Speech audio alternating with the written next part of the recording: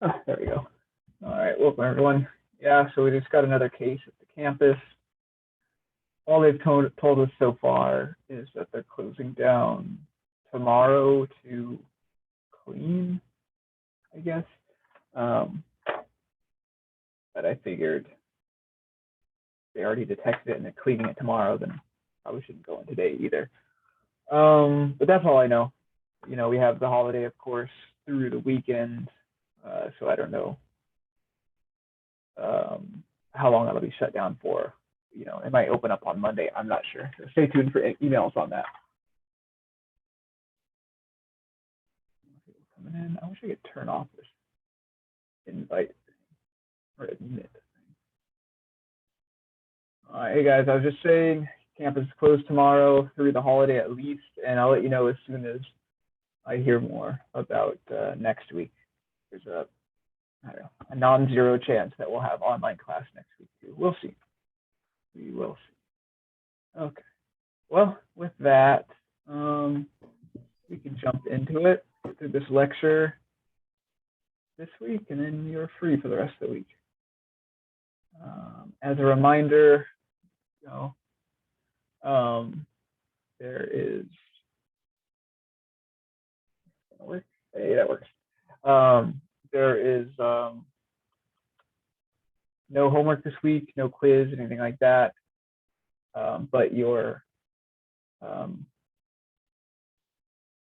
field trip thing is due this weekend, and of course you work on your independent project. But other than that, you know, enjoy the Thanksgiving holiday. Okay. I hope if anyone tries to join, it'll pop up on here. Okay. Let's just get back into it then. So last week we left off talking about the density-dependent factors that can limit populations based on their densities, so not just the fact there's a large population, but specifically that the individuals of that population are crammed together into a small space, so high density within that population. You know, individuals per unit area we're talking about here. So it's based on these community interactions. We talk about intraspecific interactions, which is interactions between individuals of the same species, and interspecific interactions, which are interactions between individuals of different species. So we'll dive a bit more into those today. So if you have any questions, feel free to just speak up, or preferably just type into chat. I have the chat box open on my other screen here, and I'll try to catch that. Okay. So an obvious example of these community interactions, especially interspecific community interactions, would be consumer-prey interactions. So these can be density-dependent factor that limits population size. That was a big N. So that's when one species, your predator, in this case, the spider, it's a cool species, a spider that makes like a net with its legs and catches prey that way. Well, the predator uses another organism, the prey, as their food source. So one organism, really one species consuming another species. So this is inclusive of both carnivores and herbivores. Generally, we think of predators as carnivores, but in kind of an ecological sense, anything that's eating another, any organism eating another organism is a predator. So in that way, herbivores are predating upon different species of vegetation. So predators generally consume a variety of prey, but you know, they're going to go for whatever is the easiest to get. Usually the most available, easiest prey item. So in this way, if prey population is high of a given specific species of prey, it's more likely to be a target of predation, and therefore it is a form of density-dependent control. If they have, you know, within their list of prey species, if one has the highest density, it's going to be the easiest to get to usually, and so it's going to be the one most consumed, the density-dependent. When prey are abundant, predators have more resources, and then they will also follow, you know, with that population. So, big population of prey, predators are going to be able to eat a lot, start reproducing a lot, their population is going to follow and increase. And so as that population increases, so do the prey population increases, so do the predators, which would, of course, more predators consuming more of that prey. So that's eventually going to drive down the prey population. Once the prey population goes down, there's less prey, easy prey for the predators. So some of them might starve out, and their population will go down as well. So this is that boom bust population cycles we talked about last time. So that you can see with that jump of the predator population following the increase in prey population appears as in that small chunk of time. It looks almost logarithmic, but of course, once that prey population crashes, then you have the crash of the predator. So there's usually a lag. Once a predator lags, there's less predators consuming the prey species. The prey might bounce back, assuming their resources readily available still, and that'll just repeat itself over and over again. So important to note, also occurs with herbivores, i.e. overgrazing, as you can see here. So, if we those where cows were to eat all of the grass, more people, cows were to eat all the grass, then they would starve. No more cows. Likely that the grass will bounce back, and maybe another population of cows will move in and be able to exploit that, and so on and so forth. Example here with weevils and wasps. So the wasps utilize weevils as like basically the predator of the weevils. So this is a real world example in which you can see an increase in the weevil followed by an increase in the wasps consuming all the weevils, pretty much all the weevils, causing a crash weevils and a crash in the wasps, and then without the wasps around, weevils can start increasing population again, and the wasps follow suit. It's a sort of a boom bust, this oscillating pattern that's slightly out of sync because one follows the other. We also see this another classic example. I don't include here, but another classic example you might encounter in other textbooks is about snow hares in North America. Snow hares and like lynx or bobcat. Lynx, bobcat, they would be eating the hares, and certain years you'll see more hares, other years you'll see more bobcats, and they just kind of oscillate off of each other in a similar way. So lots of examples of this occurring in nature. Another form of consumer-prey interaction that's density dependent would be parasites. So parasites are another form of consumer. The host acting as prey, they're not necessarily consuming all of the hosts or killing the host. Ideally, a parasite wouldn't kill its host, because once the host is dead, then you're losing your prey. So a good parasite sort of takes from the prey without killing it, so it can go on taking. Anyway, so parasite, it feeds and harms their host, something like lice, fleas, tapeworms, mosquitoes, the leech we see here. And their parasites are generally not that self-motile, so they don't move around much by themselves. Mosquitoes being an exception there. Things like lice and fleas, generally it's from contact, close contact, or tapeworms from maybe interacting with fecal matter, or leeches usually like wait on leaves and branches for you to brush by. Same with like ticks. So generally they require host-to-host spread. So close you are to each other, the more likely you are to get the parasite, similar to an infection virus like COVID, right? Keeping your 6-foot distance.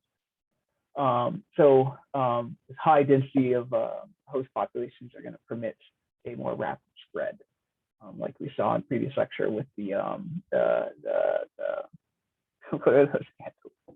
don't know why I can't remember what it's called. Those guys with the malaria that we saw, the mass die off.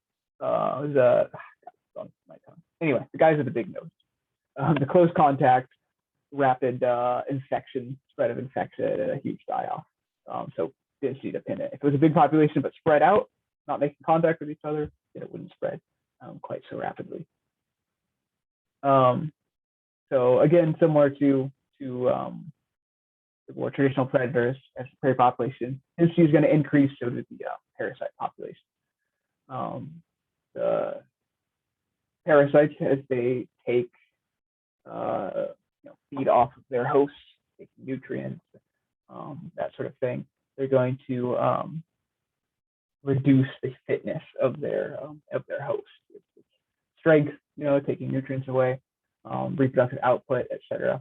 It's going to decrease that growth of the population, and therefore start to decrease that host population. So as the host population decreases, so would the parasites, and it's possible, as the prey population decreases, parasite will decrease, and then maybe become sort of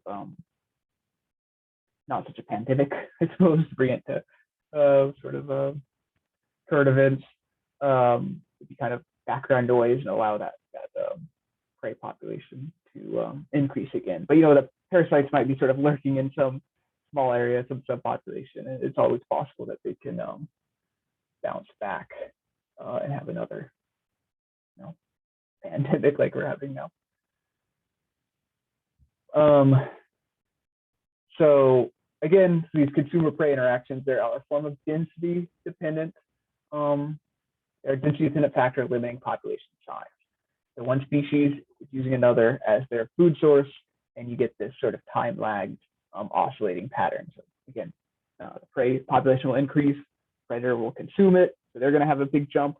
And then once the prey takes a dive, the predator, they'll have less resources, so they'll start starving out. Those will decrease, less predators, prey can bounce back, and then suddenly the predators have more food to eat, etc. So they're just a sort of an offset oscillating pattern, as shown here. True both for your traditional predators, your big consumers, your lions, your tigers, whatever, but also true for parasites. Okay. Any questions on that? On consumer prey interactions? Nope. Nope. Good. Thank you. All right. Well, feel free to add them to chat if you do as we go on. And I did remember to record this, so I will. I did remember to record. Yes. So I will post that.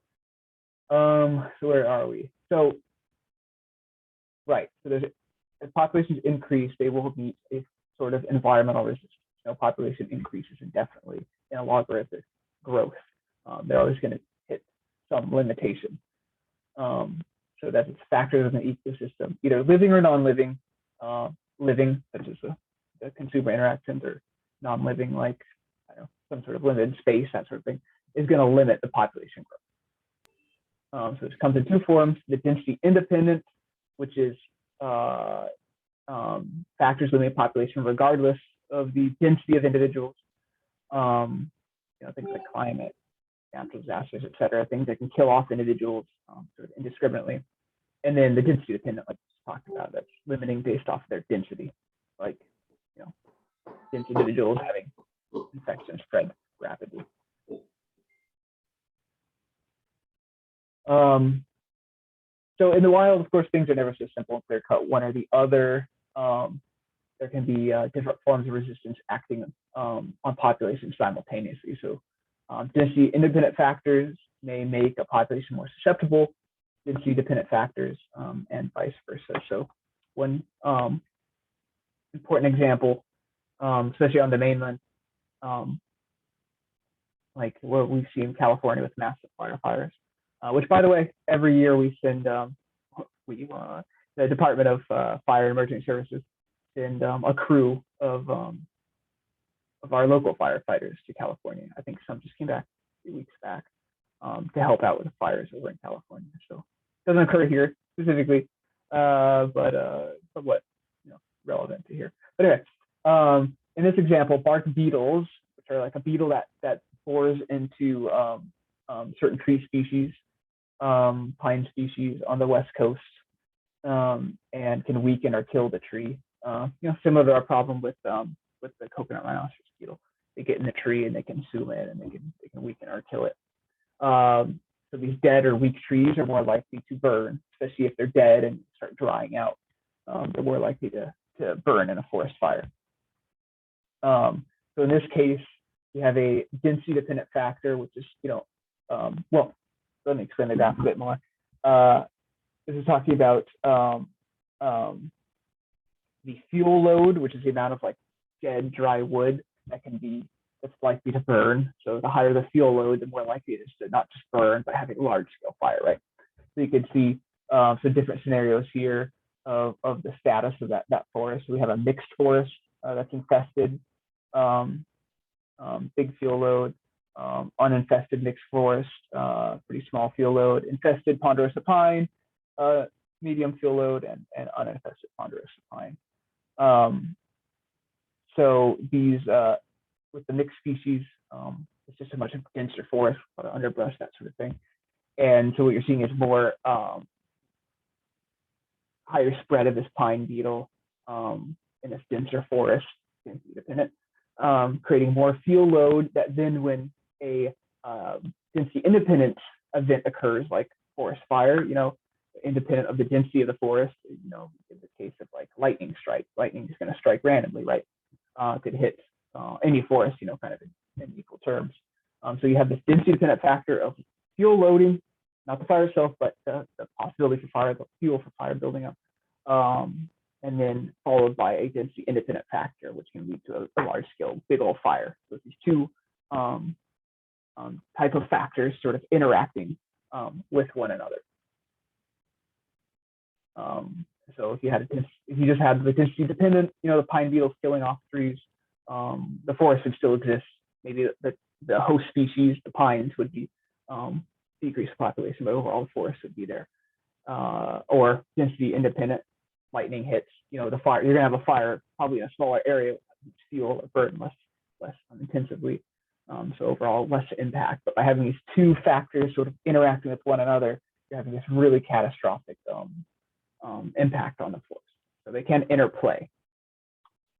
A lot of times in ecology, like anything in biology, like oversimplify it by focusing on one thing. But it's important to always note that these things aren't occurring in a vacuum, but are always interacting with one another.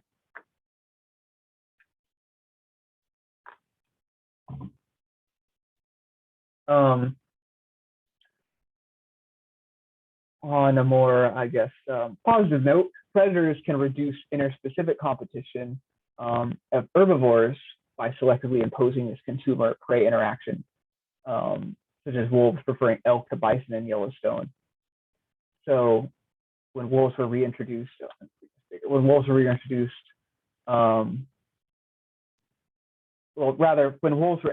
extirpated, which is to mean they were completely hunted out in that region. It's like a localized extinction, extirpation.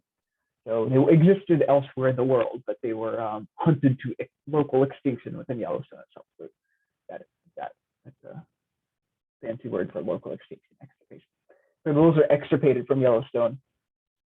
It allowed the elk population to explode because their major predator was wolves. Didn't have their predator anymore, so they were able to increase the population.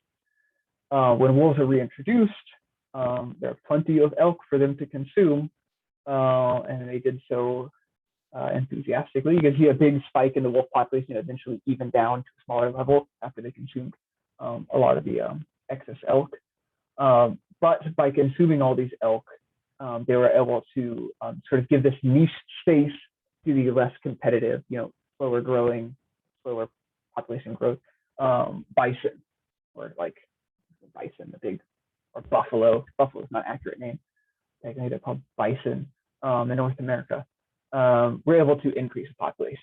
The wolves do eat bison. A few packs do that specialize in bison for the most part, though. Wolves as a species prefer to consume elk. I guess they're not as fighting them. I don't know if you've seen pictures of bison, but they're even bigger than you think they are. They're very imposing animals.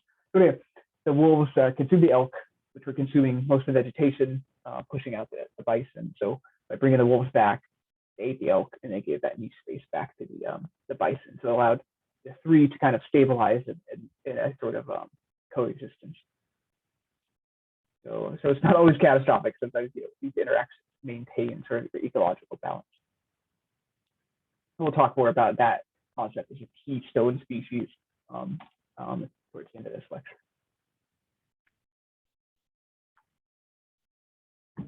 Any questions? I should note we do have fires here that I mentioned earlier, and our firefighters do put those out too. We just don't have those large scale forest fires. Our fires are usually smaller scale grass fires. We don't have that kind of, we have a different sort of fuel loading here. It's dry grass rather than woody debris, so we don't get that huge of fire. No questions. Great. Thank you.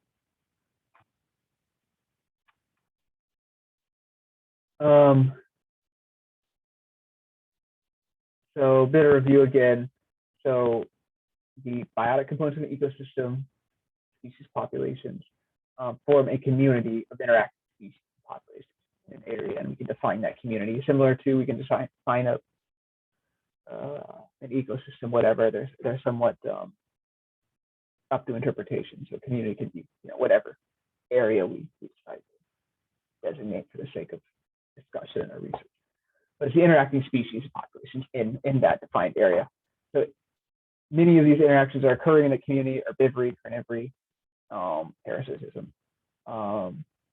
Many of these are density dependent factors that limit populations based on density, based on their consumer interactions. So intraspecific interactions are those between individual same species, like competition.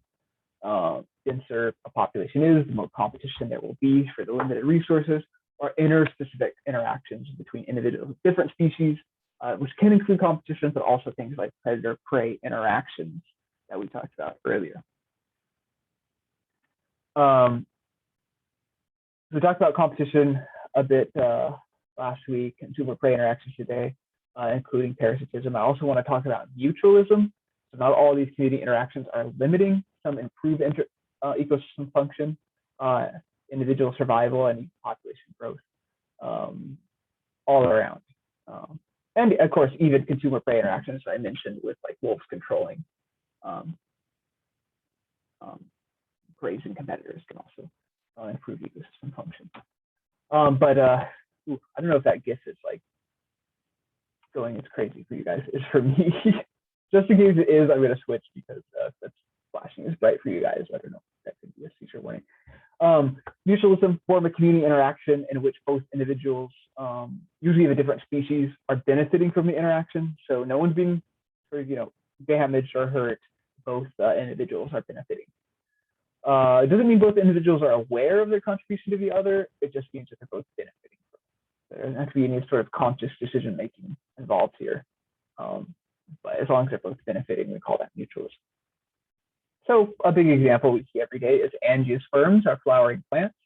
They form mutualistic relationships with pollinators and seed dispersers. So insects, birds, bats, humans, we're seed dispersers. Less so now when we're flushing our waste, but back then when we were pooping out in the woods, we were more seed dispersers.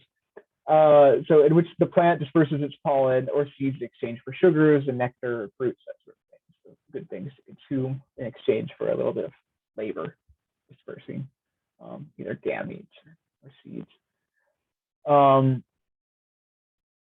So most of these mutualistic interactions are what we call diffuse. They are not specific to any one taxon. So many pollinator species can pollinate the same flower or eat the same fruits. We can eat many different fruits that other animals also eat.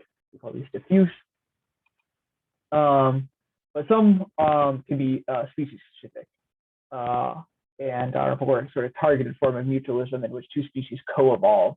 That is, one species acts as a major force of selection on the other, and usually vice versa. So they're kind of acting as a form of selection upon one another, like figs and wasps, for example. We talked about this in a previous lecture. There's like one or several wasp species that are specific to a fig host, and they're very small wasps that can fit inside the fig. They crawl into the fig, which is actually the fruit. It's actually like all the flowers are within that fleshy, not quite a fruit because they're not pollinated. Part of the fig, the wasps live in there, crawl around and pollinate it, and then when they pupate in there, and then they fly out of the fig. The fig is pollinated and it ripens. It's good to eat. So if you had a fig, you've probably eaten a dead wasp or dead wasp cocoon or something inside that fig. It's kind of gross, but they've co-evolved and influences each other's development. So a fig, which may appear to be like a really strange sort of fruit, in light of that mutualistic relationship, it makes a bit more sense that it would kind of be an inverted flower. But there's other examples. Does anyone has anyone given much thought to avocados? Anyone know where avocados are native to, for that matter? You know, so this really fatty fruit, really weird leathery fruit, with really fatty flesh, not really a sweet flesh, but really fatty flesh with this big old seed, right? Not a lot of, like, I don't know about you, I probably couldn't swallow it without that seed, but some animal presumably could. Does anyone have any idea what animal, without looking ahead at the slides, what animal sort of co-evolved with the avocado? No takers. Doesn't exist anymore. I'll say that much. And it's not a dinosaur either. We're talking the angiosperms. Avocados and angiosperms. Does anyone know where they're native to? Not here. They grow really well in the Philippines and Hawaii, but they're not native to there either. No takers. Okay, well, I will. Nope. No. Okay, I'll build my way to it. Avocado, along with some other words we commonly use in the English language and other languages like chocolate, are actually derived from Mayan language. I forget the actual indigenous name for the Mayan people, but Mayan words, as a just interesting aside, you know, especially with the English language, we utilize a lot of other languages, sometimes extinct languages, vernacular. So avocado is a Mayan word. This is to say, the Mayan lived in Mexico. Avocados are native to Central and South America. What used to be in Central and South America? Giant sloths, which were very, very large animals, and other large mammals, but particularly giant sloths, which could and would very much like to consume a fatty fruit for their large bodies, and I presume were more than big enough to handle pooping out such a large seed. So anyway, fun trivia for today. A couple bits of trivia. Avocados is a Mayan word, and avocados evolved to be pooped out by giant sloths. So there's your fun facts for today. Anyway, cool forms of mutualism. There's tons of them in nature. Someone coming in. Lichens, we've talked about lichens. They are fungi with a form of mutualistic relationship with algae, one or several species of algae, in which the algae live inside the fungal host, which gives them their green color. So it's a fungi, but it's green, suggesting the presence of chlorophyll. So this is known specifically as endosymbiosis, the symbiotic relationship where the mutualism is occurring with one organism housing another within itself. So algae living within the fungi. So the fungi supplies a safe environment and various nutrients to the algae via its heterotrophic processes. So it breaks down other organic compounds, rotting logs, that sort of thing. And the algae supply sugars to the fungus via its autotrophic photosynthesis. As I mentioned, they have chlorophyll, they're green, they're photosynthesized. So they're both benefiting, mutualist. This is very similar.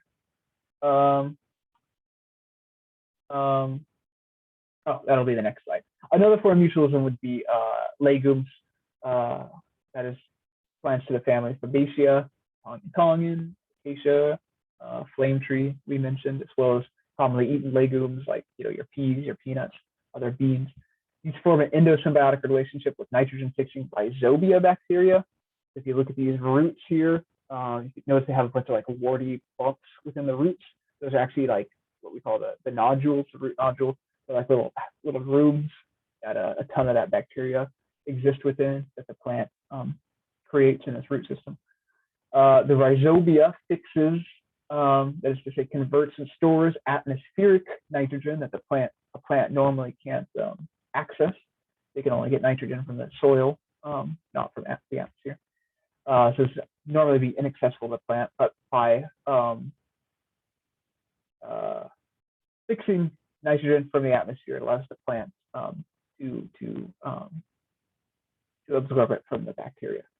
The bacteria get a safe environment out of the deal, as well as some nutrients and particularly sugars the plant can photosynthesize that it exchanges for the nitrogen. So they're both benefiting, they're both getting a resource out of it. All that nitrogen can be used to build amino acids, which is why legumes are rich in protein, like soy. You can get soy protein powders, that sort of thing. It's because of these rhizobia bacteria. They give them nitrogen. Remember, amino acids have nitrogen, which is normally limiting for plants. So they're able to build lots of proteins.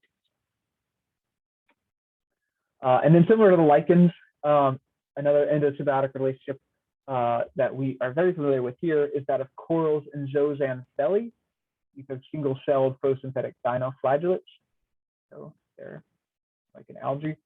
The zooxanthellae can form these endosymbiotic relationships with other animal groups, like some other cnidarians, coral or type of cnidarian, but some other cnidarians like jellyfish and anemones, some nudibranchs or sea slugs, and sponges, flatworms, and even bivalves like giant clams. All this colorful, fleshy part of a giant clam, similar to a coral, comes in a large part to the zooxanthellae that live within it.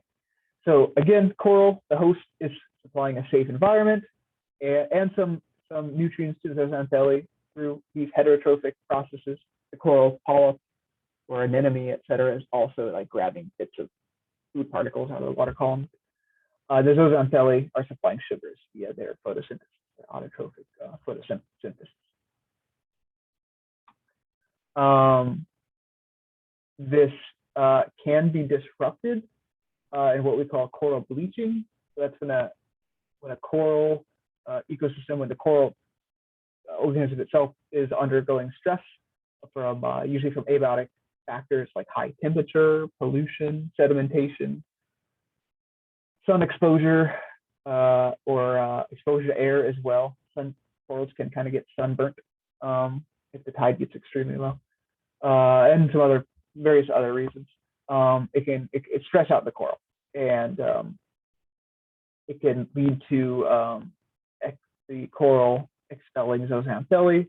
The zooxanthellae provide a lot of the pigment to the coral. So when it expels that zooxanthellae, the coral starts to appear white.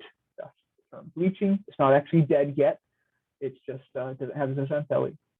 But it can quickly starve without that zooxanthellae producing sugars for it, and then that can lead to death. So if you see a white bleached coral, it's not necessarily dead yet, but once it dies and the thin flesh starts rotting, and it usually starts growing, some bad algae on top of it, starts turning brown and gray and looking really sad, and that's when it's dead. But there's a brief moment where it's been expelled that coral can retake zooxanthellae if the environment stabilizes before they die. A narrow window if the water cools down enough for it to become healthy again, or whatever stressing out goes away, then it can reabsorb it. So if you hear about coral bleaching, that's what it's referring to. It's the coral expelling that zooxanthellae. And again, that occurs during a lot of environmental stresses that are very commonly human caused, like sedimentation. We see here, all the dirt and garbage we wash in the water, sewage, that sort of thing. Rising sea temperatures and acidification as a result of atmospheric greenhouse gases, that sort of thing. So being a mass bleaching nowadays. Anyway, we mentioned earlier in the class, we talked about the endosymbiote hypothesis, which postulates that both organelles, that is the chloroplast and mitochondria, originated from separate cells that took up residence in a prokaryote ancestor some 1.7 billion years ago, in what would have at that time been endosymbiosis. And there's lots of evidence for this. These organelles have double membranes, independent DNA, and ribosomes. They produce ATP, so they're self-sustaining. They produce their own energy, and their size today of these organelles is similar to what your average prokaryote cell size is, that is 1 to 5 micrometers. So it's interesting to just think about given millions or billions of years, do things like zooxanthellae become an organelle? Possibly, if this hypothesis um, is were to hold true, then I might be able to see that again. Sort of a fun thought exercise. But it also means that if a lichen contains an algae, and that algae itself contains mitochondria and chloroplasts, having like this sort of inception of mutualism going down. Especially if some lichens are sort of mutualistic with their host tree species, and then you have like mutualism, kind of like Russian doll stacking mutualistic relationship, which really just here emphasizes the sort of intricacies and often fragility of these complex ecological of these complex ecosystems. Anyway, cool stuff. I hope you guys are as fascinated as I am. But to sum it up, so a lot of different feeding interactions that can be limiting or limiting on populations or facilitate population growth. There's some nuance there. Ecology is complicated. All right, any questions? Okay.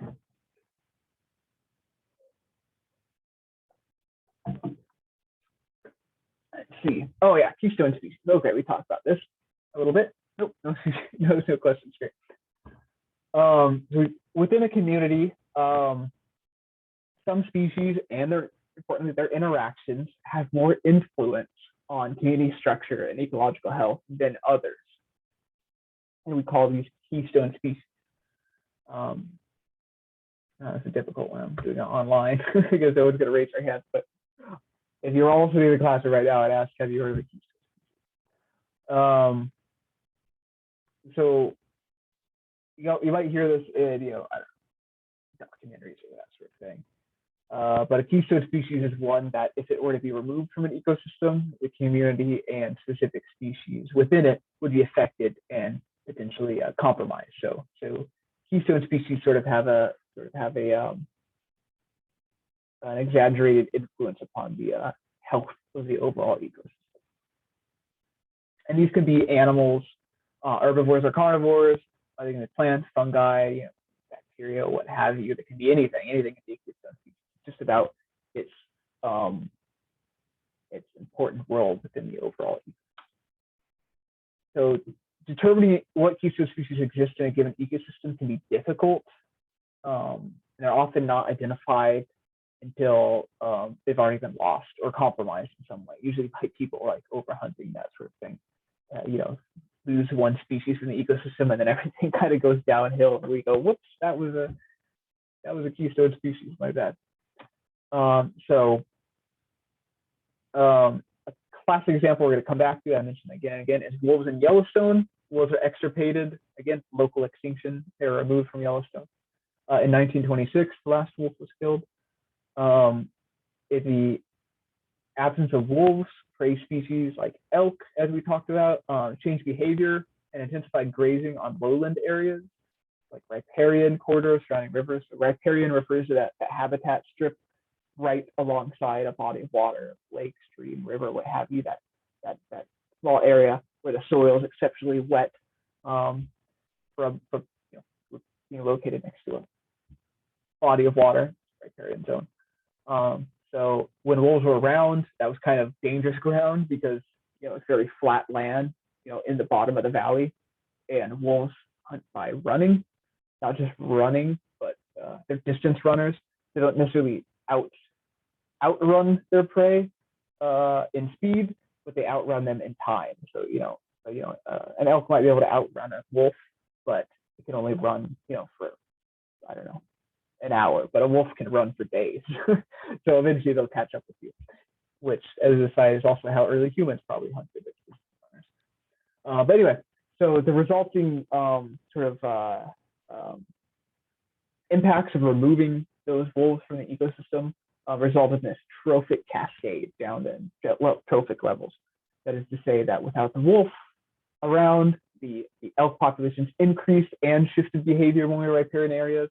that consumed riparian vegetation like willows, that then impacted the riparian ecosystem and the stream. So without willows on the stream banks, the stream's going to start eroding, washing away the stream bank. Other species that eat willows, like beavers, aren't going to have as much food, so their population is going to go down, and just everything down the food chain for wolves is just going to completely change in different directions. We call this a trophic cascade. The reintroduction of wolves in 1995 returned the prey behavior and grazing patterns to the pre-extirpation condition. So elk weren't no longer eating as much willow, because if they were down by the willow, they're going to get their butts chomped by a wolf, and allowed these lowland riparian habitats to recover, and that enhanced habitat for other species, as well as stabilizing the riverbanks, allowing the stream to stabilize and fix its course. So this improved habitat for river species and stream species like different fishes, like trouts, amphibians, your frogs or salamanders, beavers, importantly, because beavers really rely on eating willow, and also improved populations for scavenger species that benefit from wolf kills, like ravens. So this picture here shows, what the difference is when when wolves were first, or soon after wolves were introduced, while things were still degraded in 1996, you could see how the stream is eroding the bank. There's really no large brush or vegetation along the riverbank. It's just all that are really overgrazed by these elk. And then when they brought wolves back, they not only changed prey behavior, but they also reduced overall the elk populations and allowed vegetation to recover. And specifically, the bigger brush you see there is willow. I know it's black and white. I couldn't find it in color. It's 2002, they had color cameras.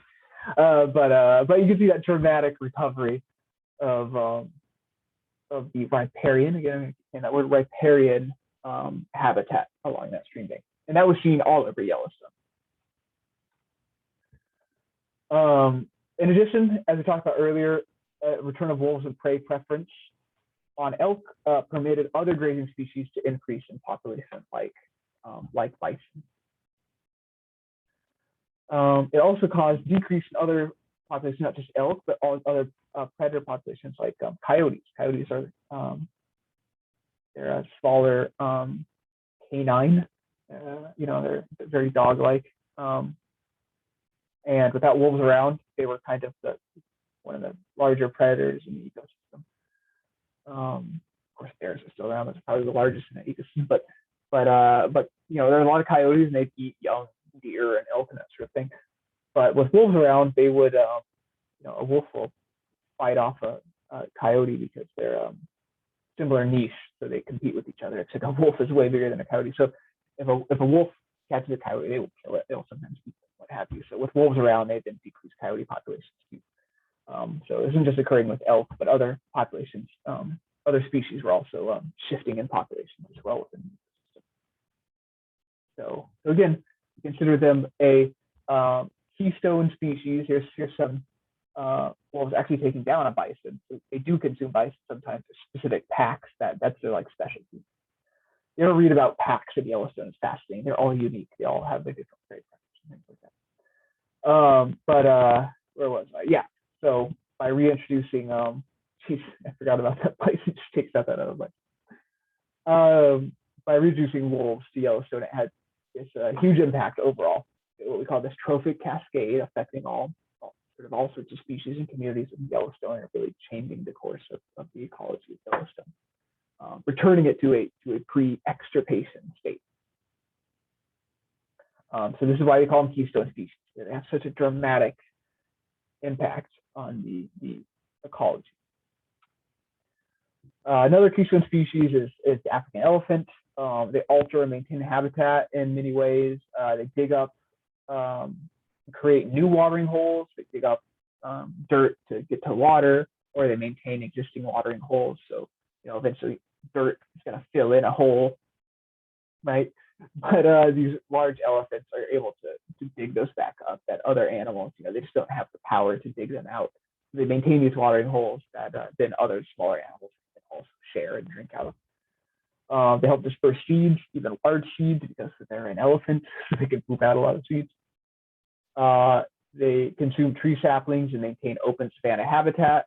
So without large grazers like elephants and other ones like rhinoceros, trees would be able to like grow back out and start covering up the grass, and the grassland would start to be converted in what we call succession, which we'll talk about in a minute, be converted back into forest. But elephants come through and they eat the young trees, and they maintain the grass habitat so the trees don't shade it out. And one last thing, we can talk about keystone species all day, but another example would be with figs and wasps. So if there's a species of fig that's host to one or several wasp species, then it's a keystone to the existence of those wasp species. So if those wasps rely on that species of fig, if that fig were to go extinct, then multiple wasps would go extinct with it. So a lot of species, a lot of organisms that have this host-specific interactions can be considered keystone species in this way. You know, as sad as we are about the loss of like mastodons and woolly mammoths, you can only imagine dozens of species of like mastodon mites or ticks also went extinct with those species. So not as charismatic. But point being, these species act as keystones for their the species that rely upon them. So keystone species, they just have more influence on others on community structure and ecological health. Makes them keystone, makes them stand out. If they're removed from the ecosystem, the community might be altered or potentially compromised. It'll change significantly without them around. These can be herbivores, carnivores, plants, fungi, any number of things, any number of organisms. Determining what they are is difficult without just having them gone. Once they're gone, it's easy to see the resulting cascades from their absence. But it's hard to tell who's important when everything's working right. Hard to tease out who's playing the biggest role. All right, any questions? I'll take a sip of water.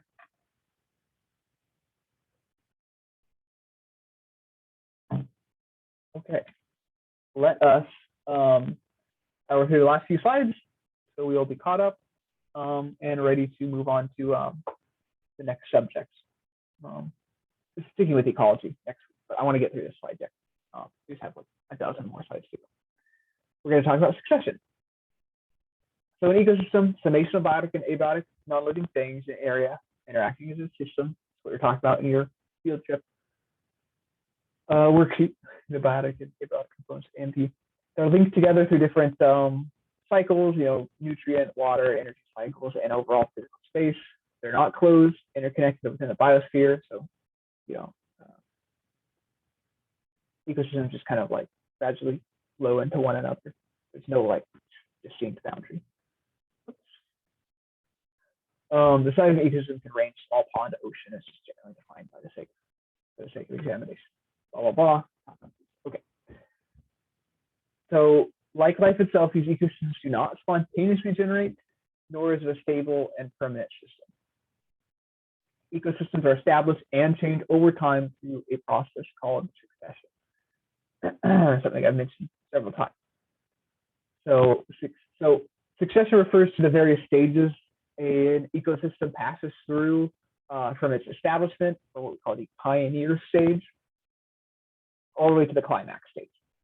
And it can apply to any number of ecosystems from terrestrial to aquatic, large to small scale. They all go through what we call succession. And it occurs in two forms, two types of succession. We have a primary succession and secondary succession. So we'll dive into those two things. Primary succession is establishment of a new ecosystem upon an entirely abiotic landscape. And this occurs on a scale of thousands of years. It takes a long time to establish a biotic community. And then secondary succession occurs on a establishment of the community within a landscape currently or recently occupied by an established ecosystem. So this is on a scale of 10 to hundreds of years for landscape scale. So we'll dive a bit deeper into these. So primary succession, establishment of new ecosystem upon an entirely abiotic landscape. I am like on the verge of coughing. I don't know why. Sorry, so this occurs on a scale of thousands of years. Examples include volcanic island formation, what we see up north, where stony landscapes stony landscapes following glacial retreat. Glaciers retreat. Glacier might have been existing for thousands of years, and they start melting away. It's pure rock. There's obviously no living vegetation or things under the glacier. Depressional wetlands.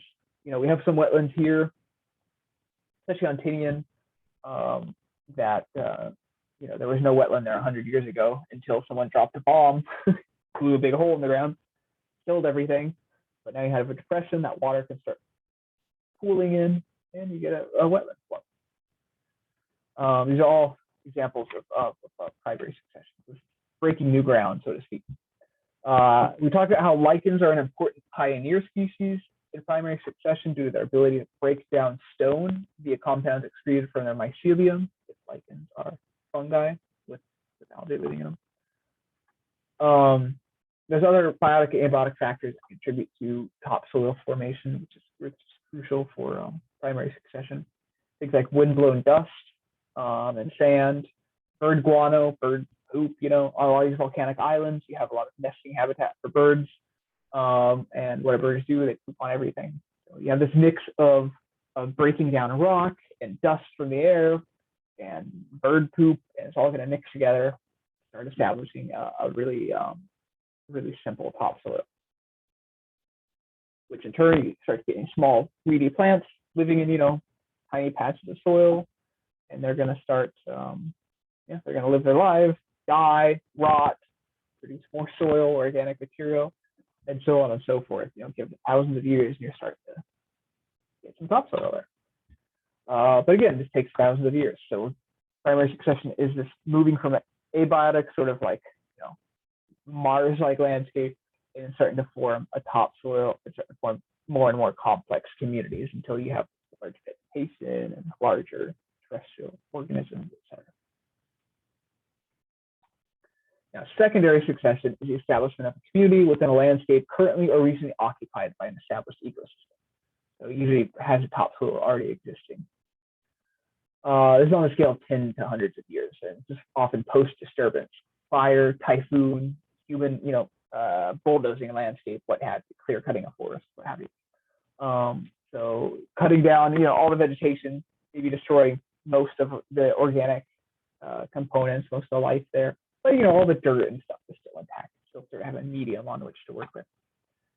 An example on Saipan is that of fires that are always human caused. Fire is not a sort of a natural component of our disturbance regime here on Saipan or the other Mariana Islands like it is elsewhere. We don't really get historically, at least the soil record doesn't seem to show that there was a lot of like fires from lightning strikes or anything like that. In fact, we don't really see charcoal in the soil record. There's been soil cores dug. We don't really see fire occurring, or at least charcoal occurring until humans came around. It coincides almost on the dot with humans colonizing the islands some thousands of years ago. But anyway, so when fires come through, they burn down all the forest. They create grasslands, or they just burn all the grass, and then grass pops back up after it. And then this is usually followed, assuming they don't burn again, usually followed by shrubby species, small trees like tongan, etc. And if not further disturbed, you'll start getting shrubby species, smaller trees that will start growing to bigger trees that might shade out the grass. The grass can no longer survive, and then you're going to get establishment of other trees and so on and so forth until you start forming a forest canopy. And then eventually species that require shady areas like tree ferns, with the shade of now those trees that have grown larger, these more shade tolerant species will come in, start growing in the understory, etc., until you have a fully mature climax forest. This doesn't really occur anymore without human intervention because of repeated disturbance of things, not just typhoons, but prevalence of fire here, grazing. Of course, we got like deer and goats, and even pigs on the island eating saplings, similar to the elephants in African savanna, only in this case we want the trees to come in, that prevent later successional stages. So it's kind of stuck in its loop of the early stages succession, maybe gets to the first, second stage, and then kind of back to the beginning and kind of starts over. Never makes it to the climax.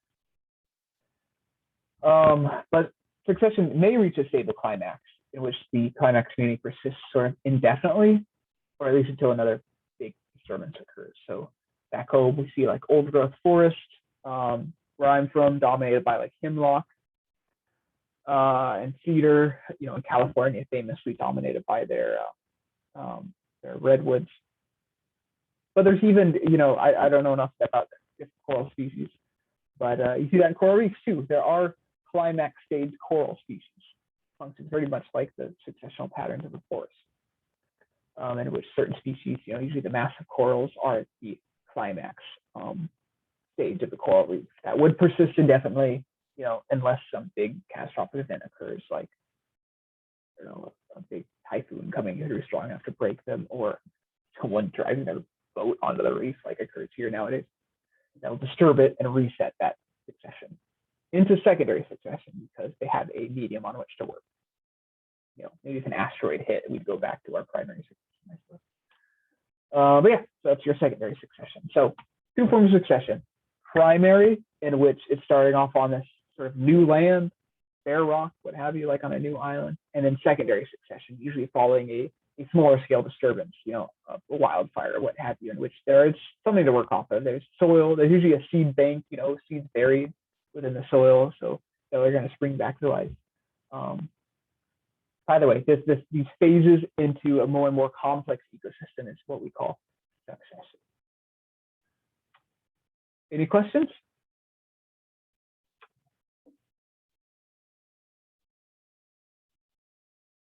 Okay. Don't be scared by this next slide because this presentation was supposed to be finished last week. We've already done all these things. I will say you need to finish the ecology lab worksheet is due next weekend, or sorry, this weekend. And there's no quiz, no worksheet this week other than this lab worksheet, no new worksheet. So yeah, only thing due this weekend is the ecology lab worksheet. But you know, keep working on your final project. Feel free to email me if you want me to look at a draft version of your final project. I'm happy to do so. Or better yet, share it with a peer, share it with friends or family to read over it. You know, don't just edit your own papers. You'll never do a good job of editing your own papers. Just do in your own head to edit. And keep your eyes on your email because you'll be informed, you know, probably at the same time I am about how we proceed with COVID. Again, for those of you who came in late, I was saying that, you know, there's one or more cases that have been spotted among, I think they said staff at NMC. So campus is closed for the remainder of the week. They're going to do some cleaning, I guess. And I don't know when it'll be open again. It might be open on Monday. It might do another 10-day. I don't know. We'll just have to wait and see. So I'll let you guys know as soon as I know, and we'll figure out how to proceed. But regardless, we'll have our next lecture on Tuesday, and that is Tuesday the 30th. And it'll, whether or not it'll be in person or online is to be determined. And with that, yeah, so no lab this week. Of course, no lecture on Thursday. Everyone have a happy Thanksgiving, eat some good food, and enjoy the rest of your week. You know, feel free to ask any questions if you have them. Otherwise, we can call it a night. Thank you, everyone. And I'm pretty sure I remembered to record this time. So I'll post that. Thank you. Happy Thanksgiving. Thank you. You too. Thank you, sir. Thank you. Have a good night, everyone. Stay safe. Have a good Thanksgiving. Also, will this recording be on the Moodle page? Yes, I'll post it, assuming I did everything right. Hello? Oh, okay. Have a good day. You too. And just a reminder, everyone, you can get the booster shot. It's free. I recommend it. I got it, and I'm still taking. Roger that, sir. You got it.